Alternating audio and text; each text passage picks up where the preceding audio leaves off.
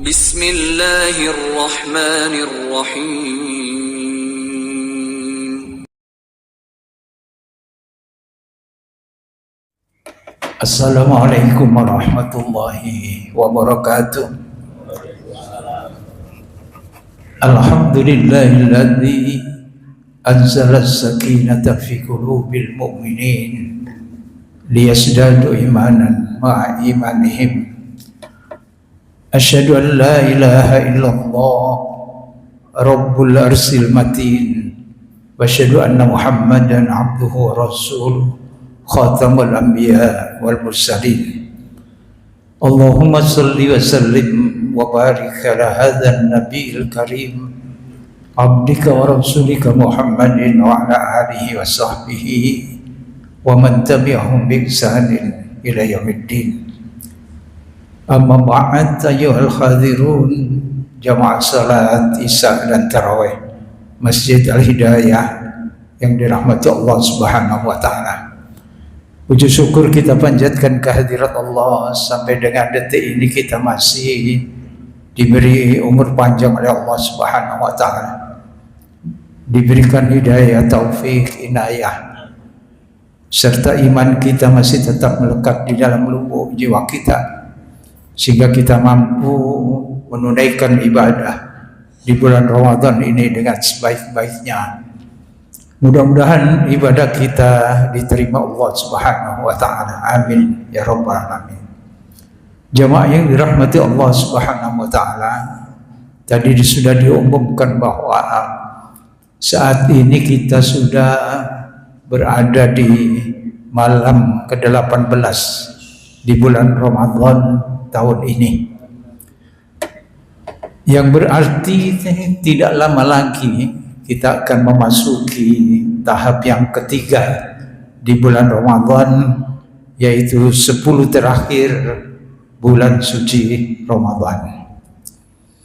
Ada apa dengan 10 terakhir di bulan suci Ramadan itu? Rasulullah sallallahu alaihi wasallam yang pernah disaksikan oleh Ibunda Aisyah radhiyallahu anha, Ummul Mukminin, istri Rasulullah sallallahu alaihi wasallam, meriwayatkan sebuah hadis tentang Rasulullah sallallahu alaihi wasallam dan bagaimana Rasulullah sallallahu alaihi wasallam ketika berada di 10 terakhir bulan Ramadan. Hadis yang disampaikan oleh Ibunda Aisyah radhiyallahu anha dikatakan, kana Rasulullah sallallahu alaihi wasallam idza dakhala al-'ashru awakhir min Ramadan sadda mi'zarah wa ahya lailah wa iqadha ahluhu. Rasulullah sallallahu alaihi wasallam didapati oleh Ibunda Aisyah manakala memasuki 10 terakhir bulan Ramadan, maka berbeda memperlakukannya dengan hari-hari sebelumnya. Apa perbedaan Rasulullah sallallahu alaihi wasallam? Yaitu sadda mikzarah. Rasulullah sallallahu alaihi wasallam mengencangkan ikat pinggangnya. Bukan berarti nanti kita yang tidak bawa ikat pinggang terus tidak dikuatkan ya ikat pinggangnya.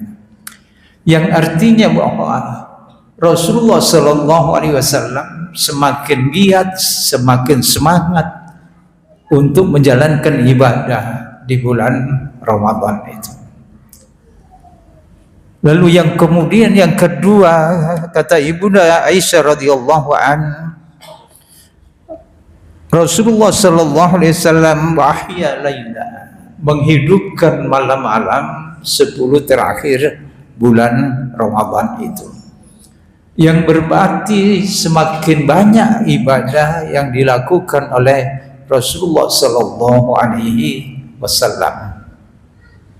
Tidak sebagaimana di tahapan-tahapan sebelumnya, baik 10 pertama bulan Ramadan maupun 10 kedua bulan Ramadan, Dan 10 ketiga itulah semakin ditingkatkan ibadah Rasulullah sallallahu alaihi wasallam.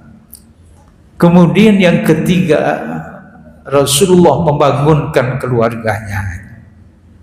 Jadi yang sudah terlelap tidur dibangunkan oleh Rasulullah sallallahu alaihi wasallam, menunjukkan bahwa betapa pentingnya 10 terakhir bulan Ramadan itu. Seolah Rasulullah memberikan pelajaran bahwa ada sesuatu yang penting, itu adalah 10 terakhir yang di dalamnya ada malam kemuliaan yang mesti kita raih. Itulah yang disebut dengan Lailatul Qadar. Jemaah yang dirahmati Allah Subhanahu wa taala, Nabi sallallahu alaihi wasallam bersabda, dan tentang Lailatul Qadar kita sudah tidak asing lagi. Apa Lailatul Qadar itu? Menurut beberapa ulama bahwa itulah malam ketetapan. Jadi ketetapan yang ditetapkan oleh Allah Subhanahu wa taala bagi hambanya di malam itu. Kalau kita mendapati Lailatul Qadar, maka ditetapkan bagi kita kehidupan di dalam kebaikan di setahun yang akan datang. Lailatul Qadar juga merupakan kemuliaan. Siapa yang mendapati Lailatul Qadar akan dimuliakan oleh Allah Subhanahu wa taala. Sebagaimana ada sebuah hadis yang diriwayatkan oleh Talha bin Ubaidillah, yang mendapati 2 orang pemuda menghadap Rasulullah sallallahu alaihi wasallam, dan keduanya memeluk agama Islam di hadapan Rasulullah. Mereka bersahadat, tetapi perilaku dari 2 pemuda ini berbeda. Yang satunya semangat untuk beribadah, semangat memperjuangkan agama, dan yang satunya biasa-biasa saja ibadahnya. Yang satu yang semangat itu sempat mengikuti jihad fisabilillah, bahkan dia gugur di medan jihad itu. Yang satunya dipanjangkan umurnya oleh Allah Subhanahu wa taala 1 tahun berikutnya. Lalu Talha bin Ubaidillah terbawa di dalam mimpinya, seolah dia menjumpai 2 orang pemuda ini sedang berada di pintu surga. Ketika berada di pintu surga itu, maka keluarlah penjaga surga untuk menjemput keduanya itu. Yang diperintahkan masuk surga pertama adalah yang tidak terlalu aktif membela agama itu, yang tidak gugur di medan jihad. Dia dipanggil lebih dulu masuk ke dalam surga. Lalu disusul kemudian waktu penjaga keluar lagi memanggil yang kedua, yaitu gugur yang syahid, itu dipanggil untuk masuk ke dalam surga. Kemudian keluar lagi penjaga itu menghampiri Talha. Kalian belum waktunya untuk masuk surga, kalian kembali, karena dia belum wafat. Lalu terbangun di malam hari, dan kemudian di pagi hari dia ceritakan kepada sahabat-sahabatnya bahwa tadi malam saya bermimpi begini. Lalu bersama sahabat-sahabatnya melaporkan hal ini kepada Rasulullah sallallahu alaihi wasallam. Bagaimana ini wahai Rasulullah? Mengapa yang masuk pertama ke surga itu bukan orang yang gugur di medan jihad, tetapi yang tidak terlalu aktif di dalam kegiatan keagamaan itu?